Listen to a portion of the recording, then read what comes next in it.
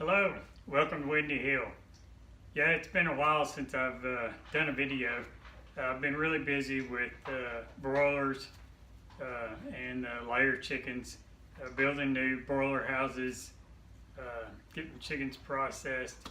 So I thought I made a video of when I got the chickens processed and kind of what I went through to get that done by myself. And like most things here on the farm, I do it by myself. I don't have any help. So building a broiler house is done all by myself. Although I did get two friends that came over and helped me with the rafters and the roof. And shout out to them. Thank you very much, Dustin and Eric. But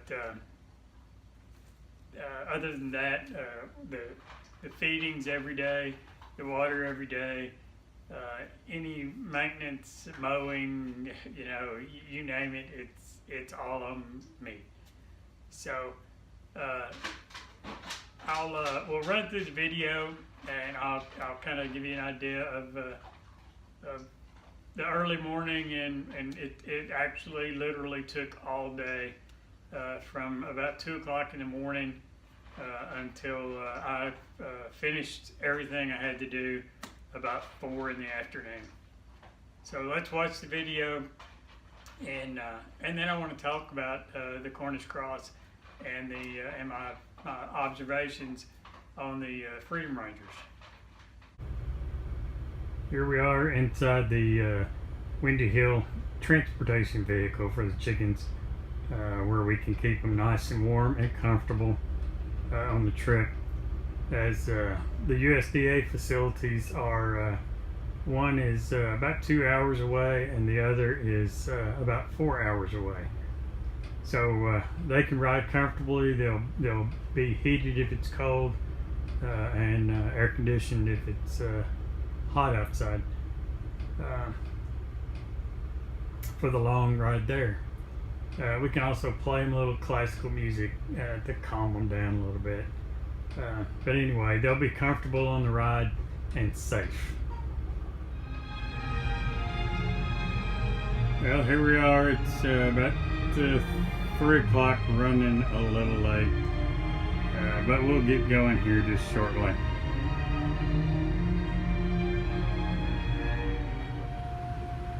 Okay. Loaded it up, ready to go. I think I'm gonna need some help when I get the 200 ready.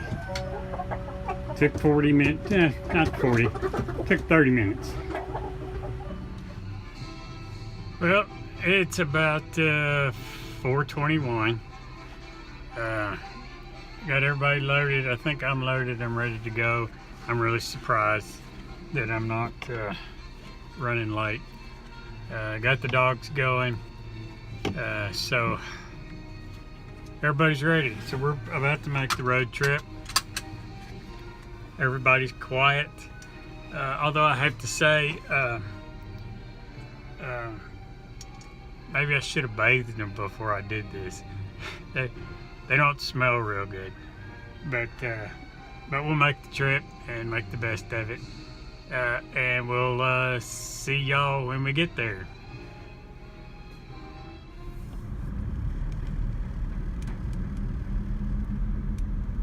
Well, here we are, Cobb Creek Farm, USDA inspected facility for poultry.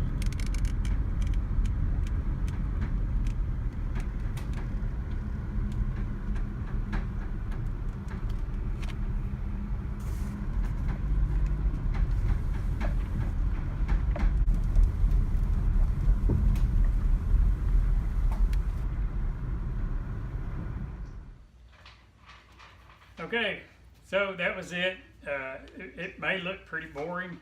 It actually was pretty boring at times. The drive down was fairly boring. Sitting around waiting on them to be processed was pretty boring. But picking them up was really very satisfying for me, anyway. The thing I did notice, that 10 weeks old, a lot of the broilers, well, we had some that were in the 3 pound range, but most of them were 4.5 to 5.9 pounds, almost 6 pounds. The taste is excellent. I really like it. They're juicy. They make a good broiler. I haven't fried any up yet to try fried or put them on the barbecue pit yet. I wanted to. I did one in the broiler in the house because I just wanted to see what it would, what they would really taste like without all the fancy barbecue sauce and that kind of thing. So, but one thing I do like about the Freedom Ranger is they are a Freedom Ranger. They roam around, they move around, and they peck around just like a chicken does. So I really like that about them. The thing I don't like about them is what everybody loves, and that is the breast meat. They're a little shy on breast meat. They're more of a dark meat chicken versus the Cornish cross, which have the huge breasts.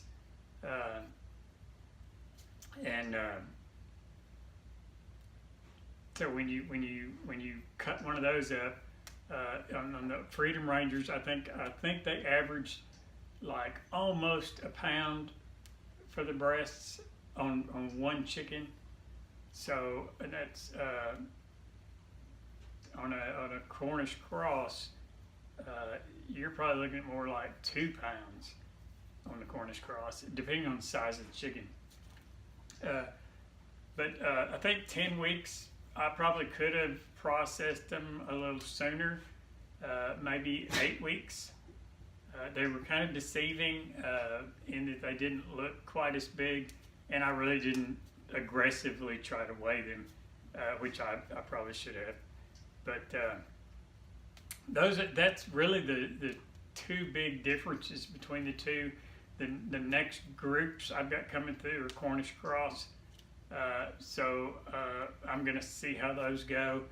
The Cornish cross and the Freedom Ranger, the cost of the two birds at the beginning, the Freedom Ranger is 3 times the cost of the Cornish cross. So there's a big savings there in going with the Cornish cross versus the Freedom Ranger. If you're doing it on a homestead somewhere, the Freedom Ranger is probably great. If you're doing it like I'm doing it, where you're trying to get a bird to market that's not terribly expensive and make a little money so that you can afford to go buy the next batch, then the Cornish cross is where you're going to go. The Cornish cross, I'll process those at about 5 to 6 weeks versus the Freedom Ranger at 10 weeks or maybe 8 weeks. So there's a feed cost in there of several weeks, then the cost of the bird. So we're going to see how the Cornish cross do, if I can keep them moving and have a successful batch of birds come December. That's all I got for now. I can't bore you any longer. The market's over for this year, except for December 1st and December 8th. Until next year, make happy memories. Remember, you can always order from us all during the year on our Facebook page. And soon we'll have a website where you can actually order and pay there. And we can either ship it to you or I can deliver like we normally do. So thanks a lot. Make happy memories, and we'll see you next year at the Keller Farmers Market.